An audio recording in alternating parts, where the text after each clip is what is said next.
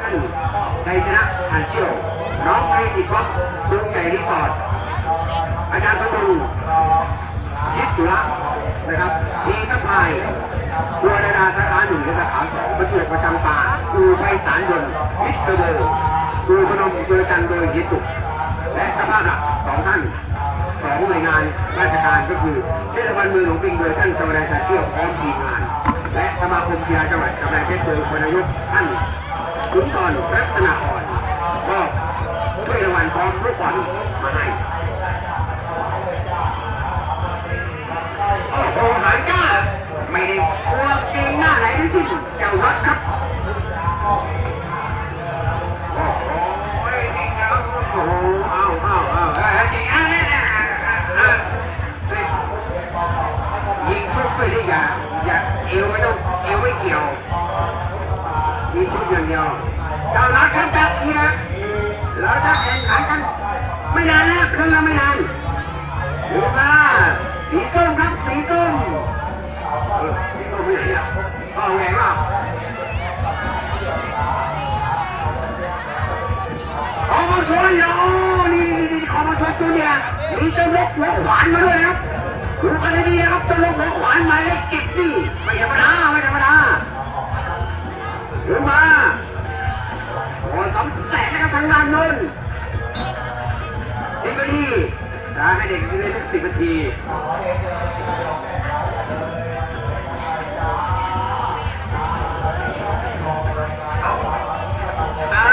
นี่ฝ่ายจัดการแข่งขันนะครับเอาใจผู้ชมเอาใจคุณพ่อคุณแม่ปู่ย่าตายายนะเนี่ยตัวเก่งไม่มีในรายการนะครับมันมาสะกิดนี่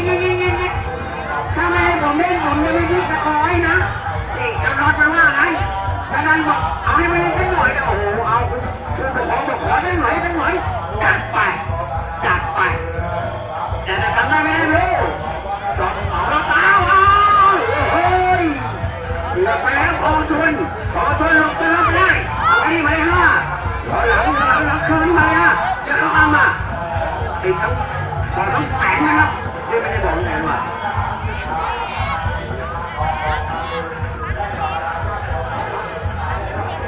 น้ำดิบใกล้ๆกันนั่นแหละตบป้าตอนนี้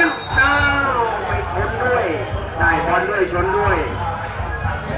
กรรมการเราก็จะอธิบายให้ฟังนะครับว่าลูกนี้เป็นยังไงใช้กรรมการคนเดียวพอทิ้งมาโอ้โหเราโดนใส่หน้าทีน้ำดิบเขาโดนน้ำดิบเข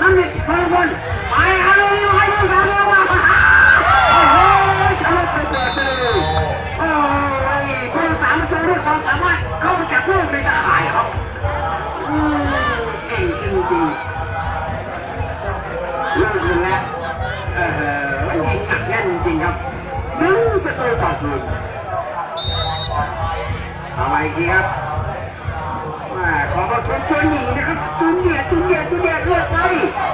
ได้ไหมโอ้โหลูกนี้นะครับอาจจะไม่ถึงกับชุดโกงเท่าไรนะแต่ก็นะครับนะโอ้ยหายนี่ได้ยินครับอันนี้ของเจ้านัทนะครับร้ายจริงๆโอ้มาเด็กทำยังไงครับที่ทำดีครับไปที่แปดวางไว้เอาสวยแล้วไม่ได้รับแสนมุดเกลียวเลยอนาคตเป็นผู้รักษาประตูนะครับอนาคตใช้ได้เลยไม่เป็นผู้รักษาประตูก็เลี้ยงจบนะคือ2 อย่างเอามาแล้วครับเอาไว้เอาชนไม่ยิงครับไม่ยิงเลยมันจะไม่12รู้ว่าใครหลานใครกันหมดเลยนะครับแพ้ไว้ไม่รู้การลูกออกไปพูดเลยได้ส่งไปเลยครับท่านอยู่พนักงานดีข้าวมาไปไหมบอกไปใจก็มีเอาเลยนะครับแป๊บเดียวนะครับสิ่งดีโอ้โหยิงกันไม่ว่าเลยนะครับ6 ประตูต่อ 7เลยนะครับพวกนี้ไม่ธรรมดาจริงๆโอ้โหเหลือเชื่อครับแข่งกันพักเดียวยิงกัน6 7 ประตูไปแล้ว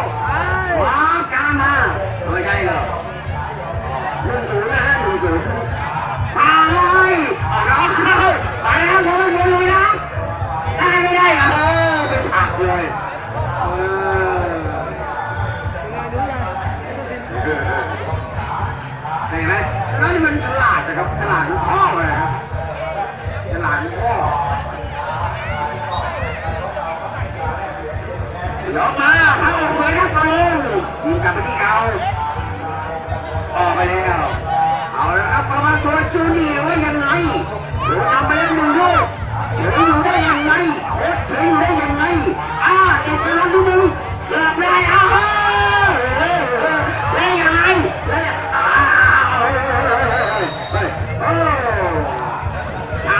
ชาประตูแม่ไม่รู้เจอเลยครับชาผู้สาประตูโอ้โหคล่องเลยนะคล่องจริงๆนี่มาที่ไทยทันโอ้โหเตะขาดีเลยใช้ได้โอ้โหนะครับน้ำเอาเลยน้ำมีใจไปเรื่อยแล้วตัวต่อไปมันเคยต่อนี่รถเข้าแล้วเตะไม่ได้ครับเตะไม่ตรงประตู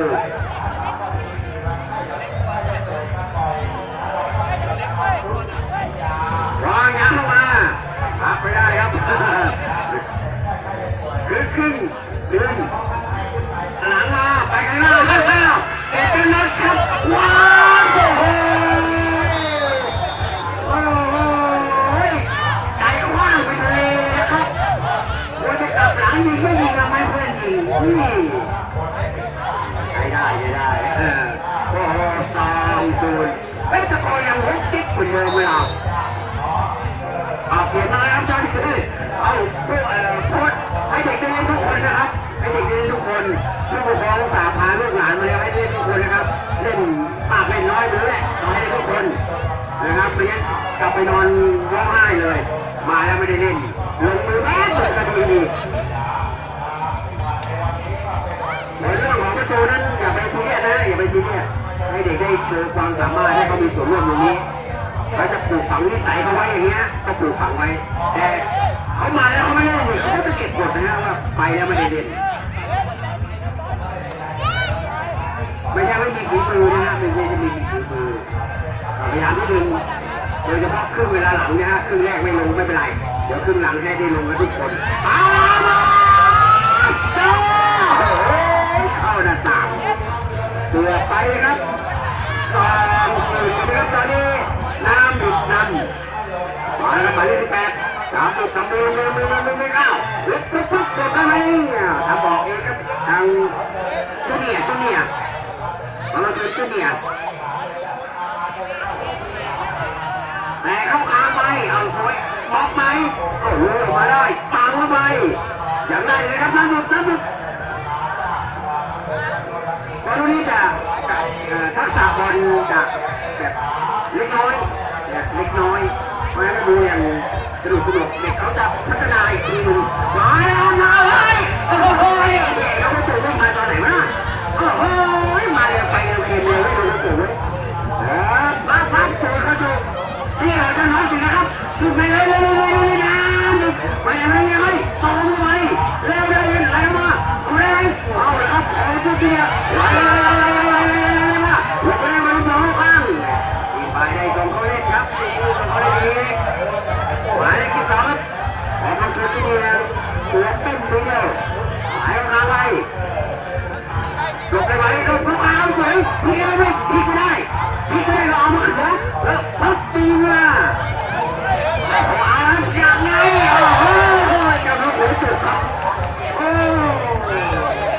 จะรู้หัวจุกคนนี้เตะออกไปนะโอ้ยแม่ถ้าเป็นก็เกียบมวยที่ต้องจัดนัดเลยนะไอ้ตัวนัดที่หัวโดนเพี้ยกินมั่งเลยแมลงสาบแค่มั่งหนูโอ้โหเฮ้ยแม่ขาดไส้ที่ไปไหนก็ไปเ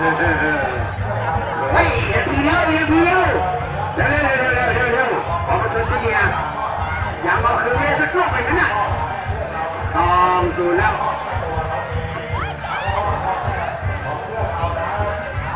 เรียกว่าน้ำสิครับไหลออกมาได้สวยแม่ออกไปนิดเดียวหมายเลข17ครับโอ้ทำไมยังไม่ทันพร้อมเล่นเลยเอาเนี่ยครับตัวเล็กตัวน้อยเอาลงไปหมดนั่นนี่ทุกคนเลยนะร้องไห้แน่เลยครับไม่ได้เล่นโชว์เพื่อนแล้วเนี่ย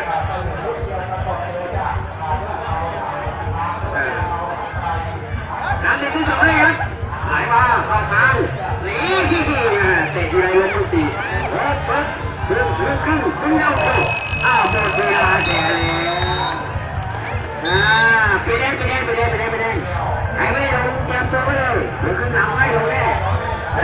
ไปทำไมวะเวลาถ้าไปนี่เขาจะเอาที่ไปนะครับค่ารถก็มีอยู่แล้ว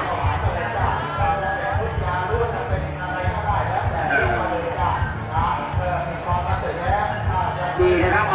าไว้อยู่ในสนามกันบ่อยๆนะครับเด็กเขาก็จะมีเพื่อนแล้วก็จะเก่งขึ้น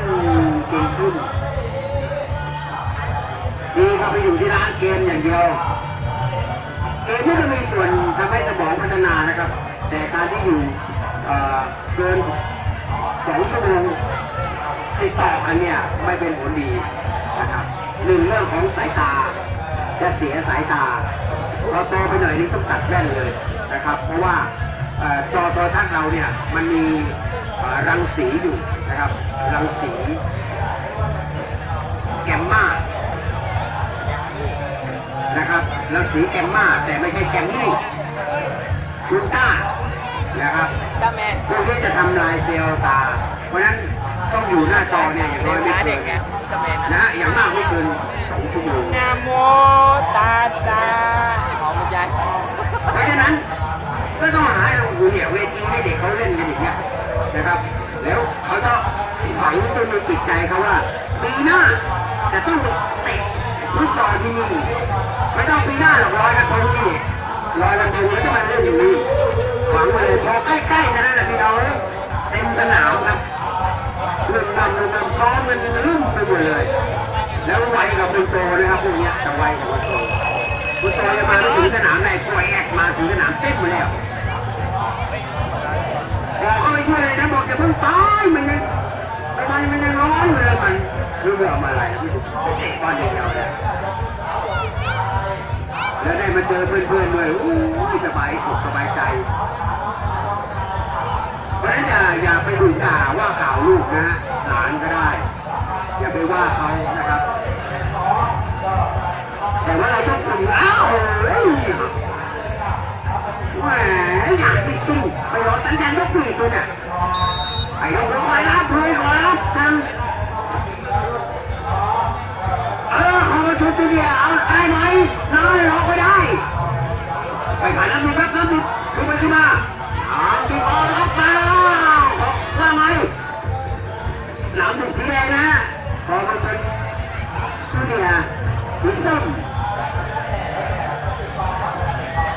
ดีอยู่แล้วไปดิไอ้วันนั้นข้ามไปเอาสวยแล้วไปต่อได้ไหมยกมาติดดีตรงกลางเนาะนี่ออกไปก็ได้นิดเดียวอย่าได้ส่งเขาเลยนะครับเอามาเป็นชุดเดียวครับโอ้โหขาไม่ดีเลยลูกนี้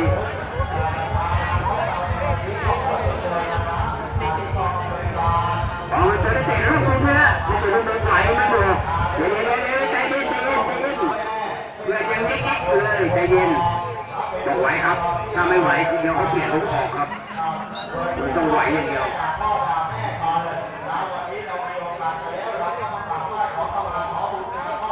โยกเข้ากลางนะทีมนั้นดิของประตูที่ยังไม่ยับความยามครับโดนนำแล้ว2 ลูกไปแล้วครับวิ่งหน้าเลิกไปแล้วครับเตะทิ้งไปก่อน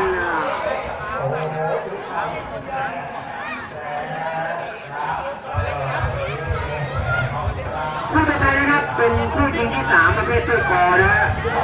ส่งไปในชื่อมาแล้วขอตัวหนึ่งส่งมาแล้ว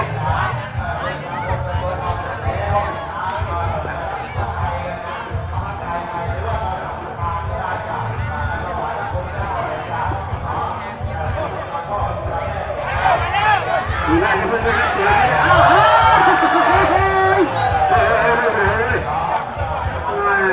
แล้วก็ไม่มีน้ำอ้อยครับกลัวเจ็บวันนี้กลัวเจ็บครับเจ็บแล้วไม่ได้เล่นเพราะฉะนั้นก็ว้าวหลอกตัวเองเปล่ายกมาแหวกมาตีทั้งน้ำดูแล้ว เอาแล้วพอมาเป็นเดียวครับในเรื่องของผลิตยังแก้ตัวแรกไม่ได้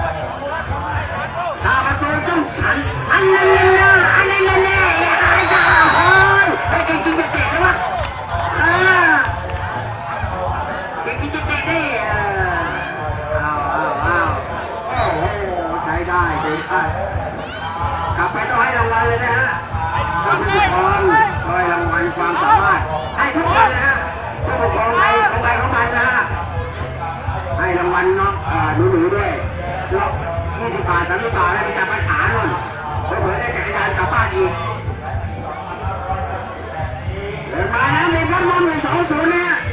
พอประตูเฉลี่ยยังคืนไม่ได้แต่ก็บุกอย่างต่อเนื่องครับดิบโอ้โหยืนยาวเลยนะเจ้าไอ้เจ้านอตที่ยืนยาวเลยแต่ละลูกนี่ที่ได้นี่เจ้าน็อตมีส่วนร่วมทั้ง2ลูกเลยทุกครั้งเลยครับในรอบ2วันแรกนี่เป็นคู่พิเศษด้วยแข่งมาไปแล้วทำมาเจอไปแล้วมาเลยฮะยิงได้ไหมยิงได้ไหมขึ้นไปขึ้นมาตอนนั้นเขาไม่พอใช่ไหมฮะออกไปก่อนไปลูกนึง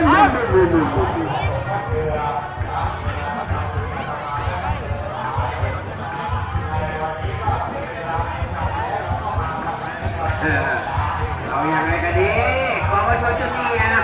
เวลาชวนเย็นต้องได้ลูกแรกมาแล้วไอ้ลูกนี้ครับขึ้นไปโลกที่เล่น3 รอบลุกขึ้นมาดีเร็วเหลือ4 นาทีกว่าออกมาตัวเด็ดได้สักลูกไหมจะได้เป็นลูกคืนก่อนไหมราโตเตะมาไปแล้วออกไปแล้วไอ้ร้อนสว่างไปเลยอันนั้นน่ะเด็กให้ชาวบ้านเขาสบายใจไปแล้วเลยมาเอาคนตัวเด็ดยกไปนะโอ้โหเป็นอนุมานทุกสิ่งทั่วหมดแล้วตอนนี้คุณเตะเป็นคนหมด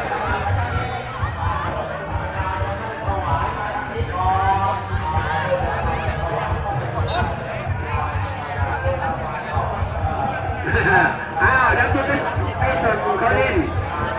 เดี๋ยวนะครับเอาลูกบอลเตะให้เลยอย่างไรต่อไปมาหน้าเดินมาแล้วลูกนี้เข้าที่เข้ามาค่ะไม่ได้ครับโดนหัวขับเลยวิ่งเลยใครมาว่าโดนหัวขับมาหน้าเสียเล่นตามคำสั่งพ่อนะครับเนี่ยพ่อว่ามาเล่นนั่นแหละที่ไปยืนหน้าเขานี่ไม่ใช่คลองหลังนะครับสูหน้าสูเป้านะครับไอ้สูหน้าวิ่งเลยไปแล้ววิ่งจับแม่แล้วมีคนคุยกับลูก3 ตัวลูกเดินทันออกหลังไปขอบคุณแฟนบอยวังเจ้าที่ช่วยถ่ายวิดีโอให้น้ำในก็จะแจวนี้มาเอานี้พอ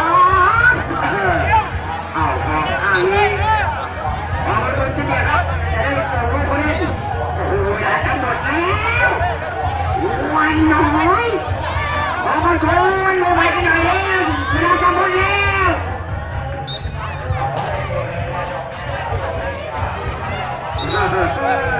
ไอ้เจ้าจะแบบนี้สิ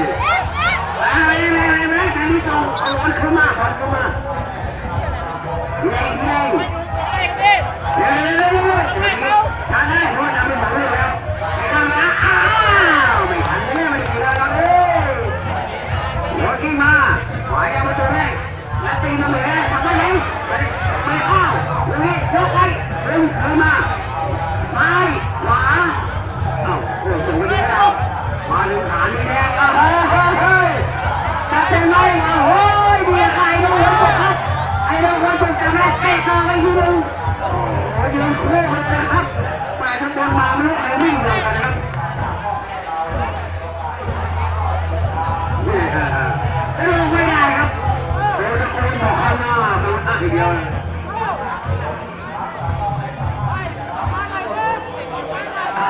บอกแล้วยังไง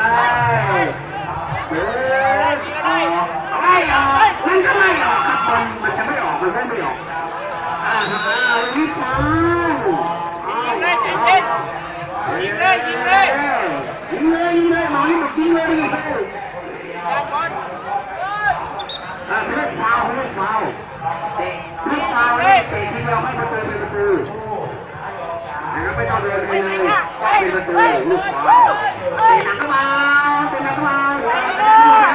จะเตะก่อนไปเหลืองนะนี่ไปได้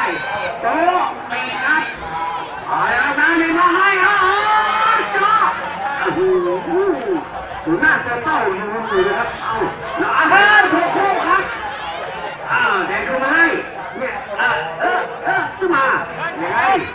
โยกไปแม่มันจะเป็ดแถวเผาบ้านจะแล้วเจ๊เข้าประตูตัวเองแล้วไอ้รถขวานเนี่ยโอ้ข้าวคว้านั่นน่ะอันนี้ค่ะเฮ้ยโอ้ตีไฟเหมือนกันโอ้ทะลุเลยหัวยังไม่หมดไปไหนไปต่อแล้วมาหนึ่งไปแล้วน้ำจะต้องเอาไว้ครับจำไว้ดิน้ำมีแทนมาตีกันเอาไหมเฮ้ยยังตียังตีกันวะตีรู้เท่าหรือเปล่ามันได้ยังไงเว้ย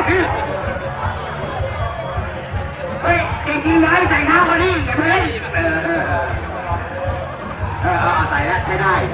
เลยต่อมาอะไรจะหมดแล้วเรื่องของเกมคุณเนี่ยเลยยกมาแล้วชับ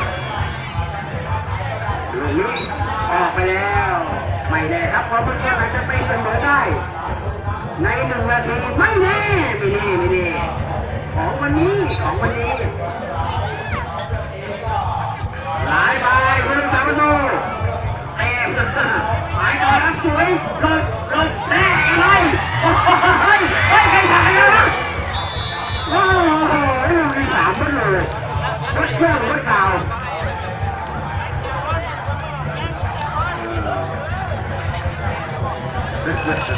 หมดไปแล้วเข้าแถวยังไม่เดินมาเข้าแถวแล้วก็ไปขอบคุณโค้ชทั้ง2 ทีมไม่เป็นนิสัยไว้ง่ายๆเจ๊พอจัดให้เหนื่อยกันตับแทบไปคืนใจผู้ปกครองทั้งหมดเลยก็ได้เดี๋ยวรอเราไปทีพอมันเกิดที่แบบไปทางนู้นสีแดงมาทางนี้น้ำดิบรับเตะด้วยคนรับเตะด้วยให้กำลังใจแล้วแต่ให้ทำตัวก่อนแต่คนถามว่ามันจะได้อย่างไรหนังมันจะได้อย่างไรมันคือไม่เข้าใจเรียบร้อยเลยบริการชมผู้เด็กไปแล้วชื่นใจด้วยกันนั่งทุกคนใครจะให้รางวัลเด็กนะครับเชิญลูกหลานเราต้องให้รางวัลเลยเตะมากเตะน้อยไม่รู้เดี๋ยวให้เขาไปจับวัดขาด้วยไปทำบุญบอกว่าไม่ให้เอาไปทำบุญมีเวลาไม่แล้วจอดรถรับคนเดียววิ่งแซงหน้ากลับบ้านคนเดียวเงียบกิ๊บมาชวนมาแล้วรางวัลด้วยเด็กๆเอาไปแบ่งกันนะลูกไปแบ่งกัน